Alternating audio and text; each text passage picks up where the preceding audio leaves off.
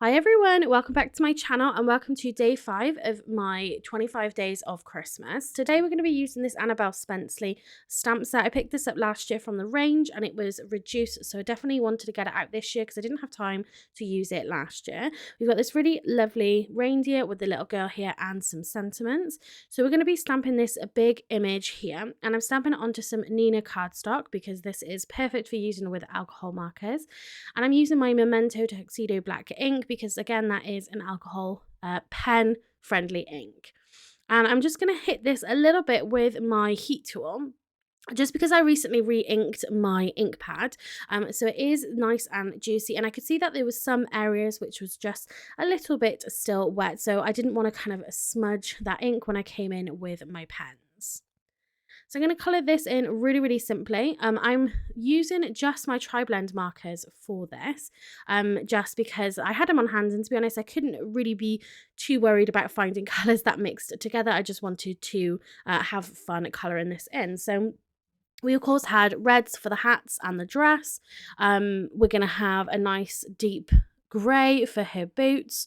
The reindeer is going to be like a nice sort of golden brown colour. Then we're going to have a lighter brown colour for the antlers and his little bit of fur that he's got. And then we're going to bring in some green for the little girl's tights and those gloves as well. So again, just really simple colouring here. And what I'm going to do when I've finished the colouring is I'm going to use my Spectrum Noir shimmer pen, and I'm going to add some shimmer just over all of the like fur section, so the fur of the hat and the dress as well, the top of the boots, just to add a little bit of sparkle.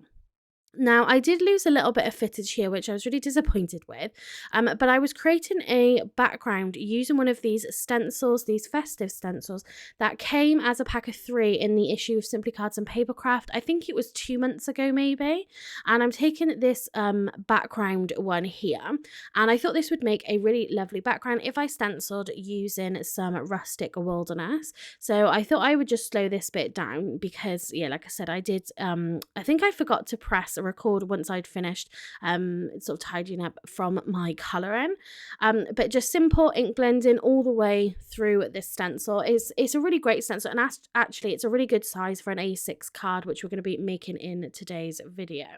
But I also wanted to not have the background be this white, so I'm going to come in again just with the ink at the moment, with the ink that's on my brush. I'm probably taking a little bit of ink from where I've stenciled, and I'm just going to sort of rub this all over the background. I do go in, tap off the little bit of excess colour, as you can see here, and yeah, I'm just sort of blending all over this background. You could just do the outside if you wanted to and leave the inside whiter, but when we put the decoration on it, you're not going to see the center bits anyway. But I really love how this turned out. It's actually a really great stencil. Sometimes I'm not 100% sure how I'm going to use the free gifts again, but this one really did come in handy, and like I said, a really great size for A6 as well.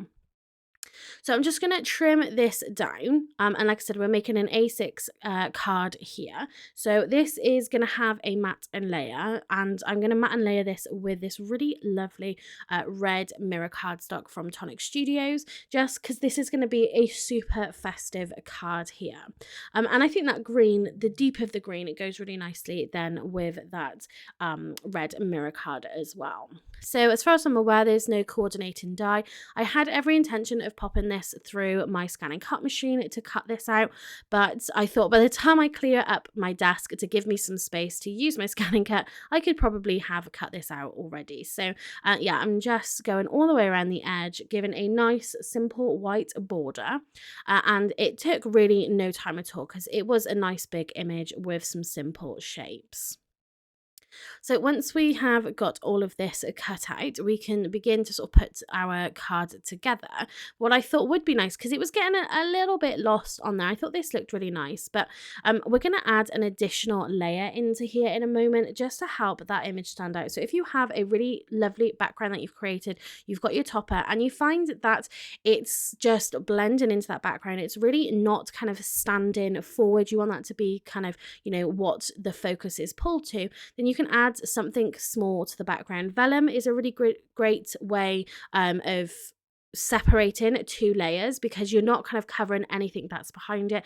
But I decided to go for a tag on this card. So I pulled out, these are the Creative Craft products, nesting tags here. And yeah, I'm just cutting this from some nice dark red cardstock, again just sort of matching with that theme. I'm going to punch a hole through it, and we're going to add some white and gold twine as well, so you know, it's as if we're creating a proper tag here. And yeah, it's just nice just to separate these layers because I'm loving how it's looking to begin with. But yeah, I do definitely want that, since I spent all the time kind of blending that background, I spent all the time coloring in my image, I want them to really stand out nicely from each other. So a simple tag, or again some vellum, is the perfect way to go.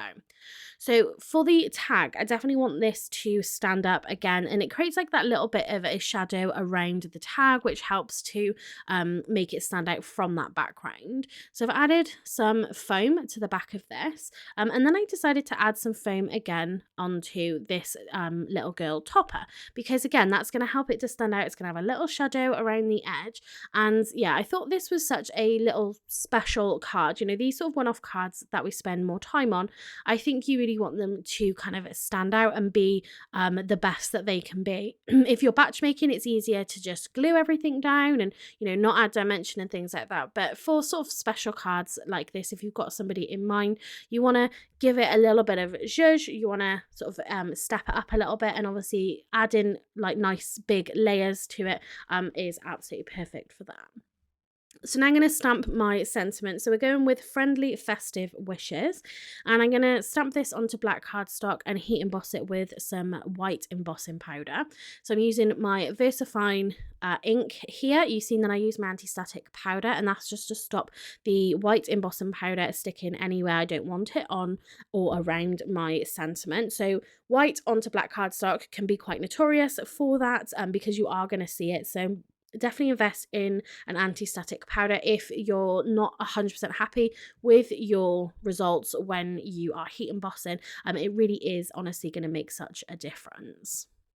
So I did trim this down into a strip to begin with, but with the 2 different kind of fonts that they had on there, I thought it was a little kind of bigger than I wanted it to be in some areas. So I decided just to take my scissors and fussy cut all the way around it. Things like this, I do wish there were coordinating dies more for the sentiments, just to make things a lot easier, and then you don't end up with more of the cardstock than kind of you want to, really. So just working out the placement, it's going to go across their feet. I'm going to add 2 stacks of foam because we need to adjust for the foam, the amount of foam that we've already used, because it's going to be glued on the right hand side, and then we need that foam to level it out on the left. So just putting that on, so just making a small adjustment, and we can get that on. And then to finish the card, because it's quite busy, but I'm absolutely in love with it. I think this is my favourite card. I'm going to add some gold Nuvo drops. I think this is the bright gold colour that we've got here, and just 3 simple dots, different sizes around that sentiment as well. And that is going to be our card finished for day 5 of our 25 days of Christmas. I'll leave links in the description box down below to anything that I can actually link to, so do check that out. Make sure you join me for tomorrow's video, day number 7 of my 25 days of Christmas. That's going to be it for today. Thanks for watching, and Merry Christmas.